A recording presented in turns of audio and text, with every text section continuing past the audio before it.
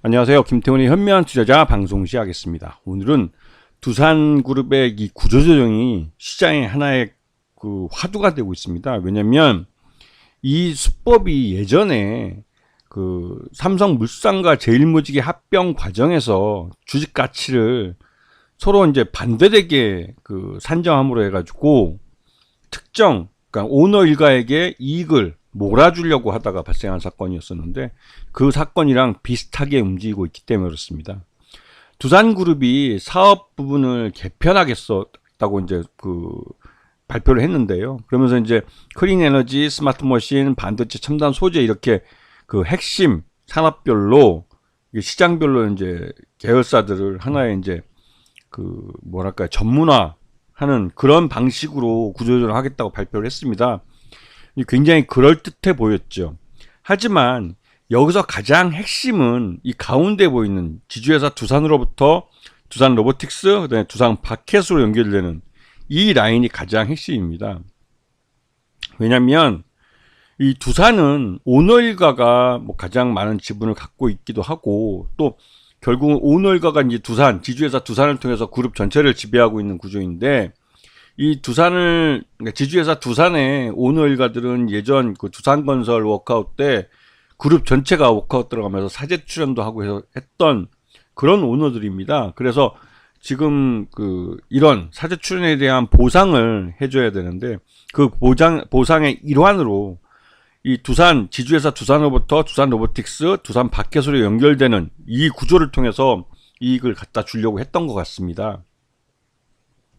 이렇게 의심하는 건 이 두산 바켓이라는 알짜배기 회사를 두산 에너빌리티가 갖고 있다가 두산 로보틱스에 빼앗기는 건데 넘겨주는 거죠. 근데 두산 로보틱스는 두산 바켓과 비교했을 때 이 터무니없는 기업 실적을 갖고 있는 그 두산 바켓과 비교해서는 아주 신생 기업이나 마찬가지는 그 막말로 진짜 막 스타트업이라고 해도 과언이 아닐 정도로 두산 바켓과는 규모와 또 이 현재 사이즈, 실적이나 이런 것들이 비교도 안 되는 회사죠. 근데 이런 회사를 이 두산 바켓의 100% 모회사로 만들어줌으로 해서 두산 바켓의 이 실적이나 또 지분법, 수혜를 모두 두산 로보틱스가 가져가고 두산 로보틱스의 지분을 가장 많이 갖고 있는 지주회사 두산이 이 수익을 고스란히 빨아먹게 되는 것이죠. 그렇기 때문에 이 두산 바켓을 가져가는 두산 로보틱스가 당장은 승자인 것처럼 보지만 궁극적으로는 지주회사 두산이 가장 큰 수익을 가져가는 겁니다. 그래서 일단 이 두산 바켓과 두산 로보틱스를 보시게 되면 뭐 두산 로보틱스가 이 미래 성장성이나 이런 것들을 봐서 시가총액이 5조 원씩이나 하고 있지만 또 두산 바켓은 지금 당장 이 중소형 건설기계 쪽에서는 그 세계 수혜 기업이기 때문에 나름대로 진짜 매출액도 거의 9조 원씩이나 10조 원 가까이 매출을 하고 있는 회사고요. 그래서 이러다 보니 또 영업이익도 1조 3천억이나 만들었던 이만큼 이제 실력이 있는 두산 바켓 같은 경우는 능력 있는 회사였는데 이 회사가 지금 매출액 530억에 영업 적자 192억이나 하는 이런 두산 로보틱스의 100% 자회사가 되는 겁니다. 이게 좀 말이 안 되는 거죠, 어떻게 보면. 근데 이게 두산 에너비티가 갖고 있는 두산 바켓 지분 중에 두산 에너비티 대주주가 갖고 있는 주식은 곧바로 두산 로보틱스에 넘기는 거고, 이제 그 인적 분할을 통해서 두산 에너비티의 신설법인, 그러니까 투자회사죠. 이걸 만들고 이거를 두산 로보틱스 합병시키고 나머지 소액주주들이 갖고 있는 부분은 이건 주식 스왑을 통해서 두산 로보틱스 주식으로 바꿔주겠다는 겁니다. 그런데 이 과정에서 두산 로보틱스의 지분 가치는 높게 평가하고 이 두산 바켓의 지분 가치는 낮게 평가해서 결국은 두산 로보틱스하고 이 오너일가, 오너일 쪽이 많이 갖고 있는 이쪽 지분들이 더 많이 지분을 가져갈 수 있게 그렇게 평가를 하겠다는 거죠. 그러면 소액주주들은 한 사람당 한 20몇만 원씩 손해보는 겁니다. 그리고 여기다 이제 이게 반발을 하니 이 개인 투자자들한테, 그러니까 소액 투자자들한테 이익을 돌려준다는 차원에서 두산 바켓이 합병 과정에서 갖게 되는 자사주는 모두 소각시키겠다고 했습니다. 근데 이 모두 소각하겠다는 이 양이 꽤 됩니다.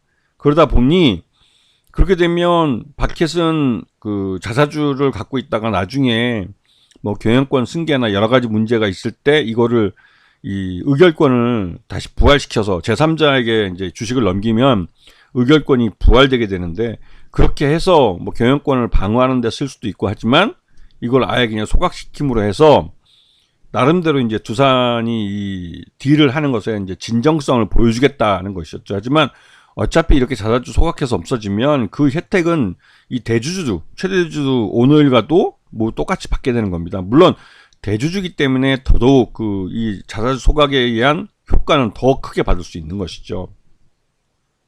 자, 이렇게 하는 이유가 결국은 두산 로보틱스의 가치를 끌어올리겠다고 하는 겁니다. 결국은 두산 로보틱스의 가치를 끌어올려야 되는 이유가 왜 그러냐 하는 이유를 따져봐야 되는데, 이 지주회사 두산이 갖고 있는 두산 로보틱스 2210만 주가 올 상장일로부터 그 1년 되는 시점, 즉 10월 달부터는 이 매각이 가능해집니다. 즉 34.09% 경영권과 상관없는 이 정도의 지분을 블록딜로 시장에다 팔 수 있다는 소리죠. 물론 34%가 적은 물량이 아니기 때문에 이 물량이 즉시 시장에 나오면 주가가 폭락할 수 있기 때문에 이 물량을 그래도 한 10%나 요 정도 잘라서 블록딜로 처리할 가능성이 큽니다. 그리고 그 전에 이 두산 로보틱스 주가를 좀 상당히 많이 끌어올리겠죠. 또 그렇게 하는 데 있어서 이 두산 바켓이라는 회사의 실적이 두산 로보틱스의 지분법으로 고스란히 빨려 들어가는 겁니다. 그렇게 하면 두산 로보틱스는 지금 적자회사가 아니라 흑자회사로 전환이 되고, 흑자회사로 전환되면 그때부터는 기업 가치가 이전 적자 기업일 때보다 훨씬 더 높게 평가되는 거죠. 지금도 적자 기업인데도 시가총액이 5조 원 가까이 되는데 흑자 기업으로 전환할 경우에는 지금 현재 가치의 더블 이상은 나올 겁니다. 그러면 시가총액 10조 원 이상이 되는 회사로 클 수가 있는 것이죠. 물론 이 두산 로보틱스가 100% 자회사로 갖게 되는 두산 바켓이 매출액이 10조 원, 그러니까 10조 원이 넘어갈 가능성이 크기 때문에 10조 원이 넘어가고 영업이익도 거의 맞춰서 한 1조 5천억이나 2조 원 정도까지 올라갈 수 있기 때문에, 그럴 경우에는 이 두산 로보틱스의 그 시가총액은 기업 가치는 훨씬 더 올라갈 수 있는 것이죠. 그렇게 해서 블록딜로 매각한다면 지주회사 두산은 이 두산 로보틱스 지분을 매각해서 상당한 거의 조 단위 이상의 수익을 가져갈 수 있을 겁니다. 이게 이제 일종의 투자금 회수일 수도 있고, 그렇게 해서 가져간 돈은 지주회사 두산의 주주들에게 배당금이나 각종 혜택으로 돌아가겠죠. 지금 지주회사 두산의 주주 명부를 보게 되면 박씨 오너일가들이 대부분의 주식을 갖고 있는 걸 알 수가 있습니다. 그리고 보시면 박씨 집안이 거의 많죠. 그리고 이 국민연금도 이 두산이 지주회사 두산의 주가를 끌어올리려고 할 가능성이 있다는 것을 알았는지 모르겠지만 지분을 지금 8.3%에서 9.4% 1% 이상 끌어올렸죠. 이거는 확실히 이제 이 단순 투자이기 때문에 언제든지 팔 수는 있지만, 국민연금에서 볼 때도 지주회사 두산이 나름대로 이 두산그룹의 정점이 있는 회사로서 뭐 기업 뭐 이런 뭐 각종 정부 정책이나 이런 것에 기업 밸류업 뭐 정책이나 이런 것에 수혜를 받을 거다라고 생각해서 살 수도 있겠지만, 궁극적으로는 두산 로보틱스 지분을 블록딜로 할 경우 1조 원 이상의 자금이 이 지주회사 두산에 들어올 걸 생각해서 그런 것들을 기업 가치에 반영을 해서 뭐 지분 가치를 한 1% 정도 더 사들인 것 같습니다. 하지만 요번에 금융감독원에 이 제동이 걸렸죠.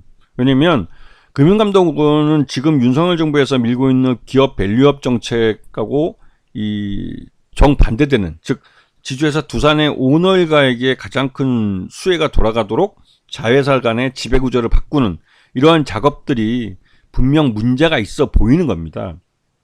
그렇기 때문에 여기다 제동을 걸고 증권신고서에 대해 정정명령을 때린 거죠. 그 지분 이 주식 수합의 지분율 같은 것들 손봐라 이런 내용이겠지만, 근데 구체적인 내용은 공개되지 않습니다. 하지만 정정명령을 때렸다는 것은 공개가 되죠. 그렇게 되면 지주회사 두산 쪽에서 이제 생각을 해봐야 됩니다. 하지만 오너 일가에 관계된 일은 재벌들은 결코 포기하지 않습니다. 금융감독원을 설득하겠죠. 금융감독원을 설득하려면 금융감독원을 움직일 수 있는 사람들을 설득을 해야 됩니다. 그 두산그룹의 이 박씨일가 오너일가들은 확실히 이제 두산 로보틱스가 두산 바켓을 품으면서 두산 로보틱스의 그 지분 가치가 올라가고 또 그를 통해서 블록들을 통해서 지주회사 두산이 이 두산 로보틱스에 투자했던 돈을 회수하면서 그 돈이 뭐 많아지기를 원하는 것이죠. 지금 현재 이 그림에선 그렇습니다. 그렇기 때문에 이 금융감독원을 그 설명해서 이해시키려고 노력하겠죠. 이 설명해서 이해가 안 되더라도 이해가 되는 양상으로 돌아가게 만들려고 하는 것 같습니다. 좀 어려운 말이긴 한데요. 그래서 이 두산 바켓은 지금 현재 주가 폭락을 했다가 다시 밑꼬리 깔고 위로 올라오는 것은 이 합병 딜이 되지 않으면 두산 로켓은 지금 따로 상장되어 있는 형태로 해서 기업 가치를 그대로 시장에서 반영받아서 갈 수가 있습니다. 특히나 요번 딜 때문에 오너일가의 이익이 가지 않고 개별 기업의 주주들에게 이익이 되도록 이 금융감독에서 행정지도를 할 경우에는 오히려 두산 바켓은 기업 가치를 제대로 반영받으면서 자기 가치로 평가를 받기 때문에 지금 현재처럼 이렇게 저평가되어 있는 것들이 해소될 수 있습니다. 그렇게 되면 두산 바켓 주가는 상당히 많이 올라갈 가능성이 크죠. 그리고 이 두산 에너빌리티는 알짜배기 두산 바켓을 빼앗기게 생겼는데 지금 이게 그 두산 로보틱스로 넘어가지 않고 현 상태를 그대로 유지한다면 여전히 두산 바켓에 빨대를 꽂고 두산 바켓의 수익을 그러니까 두산 에너빌리티가 가져갈 수가 있는 거지, 지분법으로.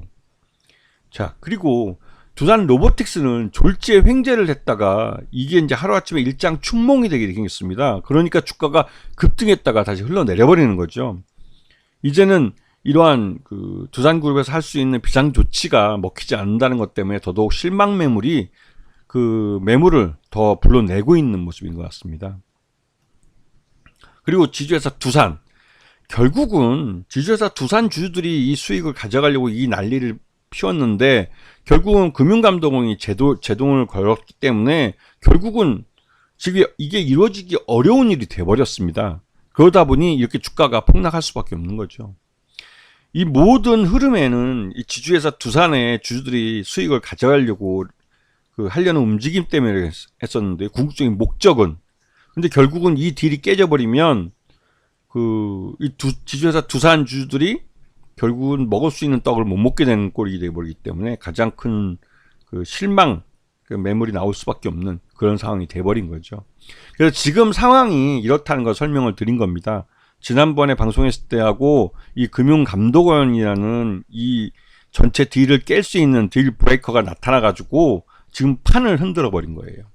그래서 과연 지주회사 두산의 오너일가들이 과연 금융감독원을 설득할 수 있는 무언가를 할 수가 있느냐가 이 판을 지금 이 흐름대로 가게 만드느냐 아니면 판을 다시 또 역전을 시킬 것이냐, 이거를 가져오게 되는 것이죠.